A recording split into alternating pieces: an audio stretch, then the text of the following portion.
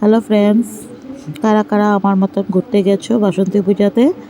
আজকে আমি রামনবমীতে পূজাতে ঘুরতে গেলাম।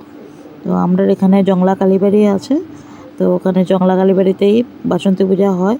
তো প্রত্যেক বছরই যাই, আমি আমার ছোটো বোন গেলাম।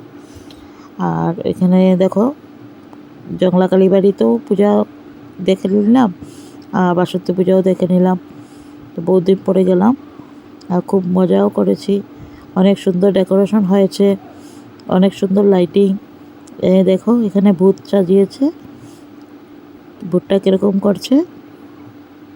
রাত্রেবেলা গেলেই খুব মজা লাগে ডেকোরেশনগুলো দেখতে। তো প্রত্যেক বছরই একটা না একটা ডেকোরেশন, এরকম সুন্দর সুন্দর ডেকোরেশন আসে, দেখা যায়, খুব ভালো লাগে।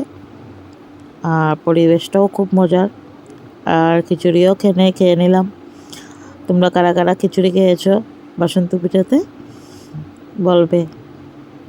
আর একটা ভূত দেখো, ভূতটা দেখে তো প্রথম আমার খুব ভয় লেগেছিল, তারপরে তো ভয়টা চলে গেছে।